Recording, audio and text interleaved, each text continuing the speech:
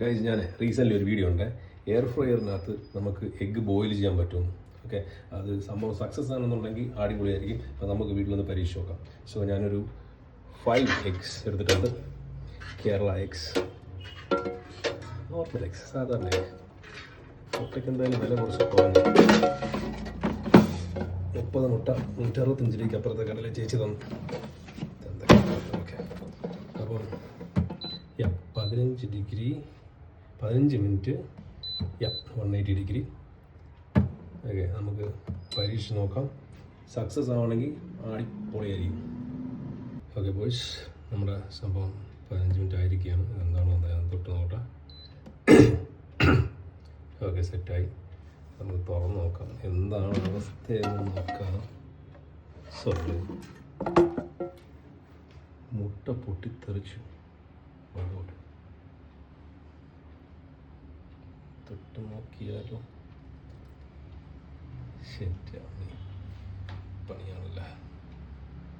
അപ്പോൾ കാര്യം നമുക്ക് ഓരോന്നായിട്ട് എടുത്ത് നോക്കാം. പക്ഷെ ഇത് കൊള്ളാം കേട്ടോ. പൊട്ടിത്തെറിച്ച കപ്പ് ഒന്ന്. ചൂടുണ്ട്. ഓഹോ, പണി. വെയിറ്റ്, അത് നമുക്ക് നോക്കാം. വരട്ടെ.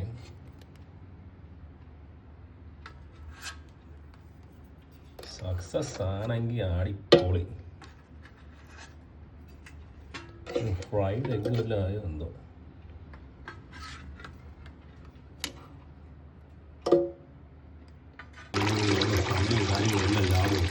ഓക്കെ ബോയ്സ്, നമ്മുടെ മുട്ട സെറ്റ് ആയിരിക്കുകയാണ്. സംഭവം വീഡിയോ ഒന്ന് കട്ടായി. കാര്യം എന്ന് വെച്ചാൽ ഭയങ്കര ചൂടായിരുന്നു. അപ്പം ഞാൻ വിചാരിച്ചൊന്ന് കൊണ്ട് ലൈറ്റായിട്ടൊന്ന് തണുപ്പിക്കാം. കുറച്ച് വെള്ളമൊക്കെ എടുത്ത് ഒഴിച്ചേ. നമുക്ക് ഫസ്റ്റ് മുട്ട നമുക്ക് നോക്കാം. സക്സസ് ആണെന്നുണ്ടെങ്കിൽ വേറെ ലെവല്. കാരണം നമുക്ക് ഇനി ഇതിൻ്റെ ബാക്കിലൊന്നും നടക്കണ്ടല്ലോ. കുറേ മുട്ടയെടുത്ത് എയർ ഫ്രയർ വെച്ചിട്ട് അങ്ങ് പോയാൽ മതിയല്ലോ. Okay, at first glance I think കുറച്ചും കൂടെ തണുത്ത തോട് കുറച്ചും കൂടെ പെട്ടെന്ന് ഇളകി വരും. സർപ്രൈസിംഗിലി മുട്ട കുറച്ച് ഫ്രൈ ആയിട്ടുണ്ടെന്ന് തോന്നുന്നു കേട്ടോ. എനിക്ക് തോന്നേ ഒരു 10 മിനിറ്റൊക്കെ ആകുമ്പോഴത്തേക്ക് ലൈറ്റായിട്ടൊന്ന് ഇളക്കി വിടണമായിരുന്നു. കാരണം ഇത് ഏതെങ്കിലും ഒരു ഫേസിലോട്ടായിരിക്കും ആ ഹീറ്റ് വന്നത്. ശരി, കുറച്ചും കൂടെ ഒന്ന് തണുക്കണമായിരുന്നു മാൻ. ഷിറ്റ്. ഓക്കെ, യെല്ലോയിഷ് ടിൻ്റൊക്കെ ഉണ്ട് കേട്ടോ മുട്ടയ്ക്ക്. ആ, നല്ല ചൂടുണ്ട് മാൻ. ഷിറ്റ്. ആഹാ, കുറച്ചും കൂടെ തണുക്കണേ. ആക്രാന്തമാണല്ലോ നമ്മൾ മനുഷ്യന്മാരുടെ പ്രശ്നം. സെറ്റ്. ഇതാണ് നമ്മുടെ ബോയിൽഡ്.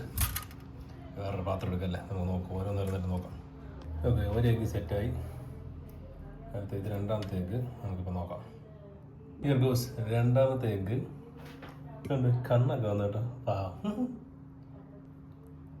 മൂന്നാമത്തെ എഗ്ഗ് കണ്ടൊരു ഡിസ്റ്റിങ്റ്റീവ് ഷേപ്പൊക്കെ വന്നു. എന്താണോ എന്തോ.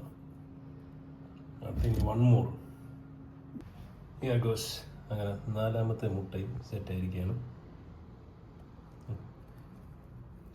ഓക്കെ, ഇനി നമുക്ക് ഒന്ന് കട്ട് ചെയ്ത് നോക്കാം. കട്ട് ചെയ്തിട്ട് സംഭവം എനിക്ക് തോന്നേ 15 മിനിറ്റ് വെക്കണ്ടായിരുന്നെന്ന് തോന്നുന്നു. ഒരു 10-12 മിനിറ്റൊക്കെ വെച്ചാൽ മതിയായിരിക്കും കേട്ടോ.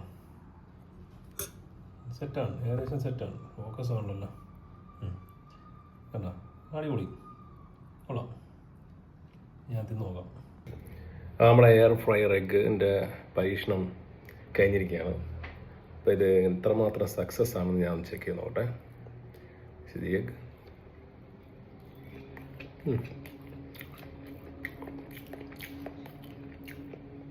Surprisingly it's good. നമ്മൾ സ്ഥിരം മറ്റേ ബോയിൽ ചെയ്തില്ലേ, അത് വെച്ച് നോക്കുമ്പോഴത്തേക്ക് ഇത് നൈസാണ്. കുറച്ച് ഫ്രൈ ആയവരുണ്ട്. ഐ തിങ്ക് 180 ഡിഗ്രി സെൽഷ്യസ് വേണ്ടായിരുന്നു തോന്നുന്നു. കുറച്ചും കൂടെ ഒന്ന് കുറയ്ക്കാം. പറ്റില്ല, എനിക്കിഷ്ടപ്പെട്ടു. സൂപ്പർ സാധനം. കാരണം കുറച്ച് ഫ്രൈ ആയി. അതാണ് ആ കളർ കണ്ടില്ലേ, ആ ഒരു റെഡ് ഷെയ്ഡ് കണ്ടില്ലേ. ഒരു 160 ഒക്കെ നൈസായിരിക്കും. എന്തായാലും കൊള്ളാം, അടിപൊളി. You guys try it. കാരണം നമുക്ക് സമയമൊന്നും ഇല്ലെന്നുണ്ടെങ്കിൽ it's a very good idea. കാരണം എന്ന് വെച്ചാൽ നമ്മൾ കുളിക്കാനൊക്കെ പോകുകയാണെന്നുണ്ടെങ്കിൽ മറ്റേതാകുമ്പോൾ ബോയിൽ ചെയ്യണം, നമ്മൾ നോക്കിക്കൊണ്ടിരിക്കണം.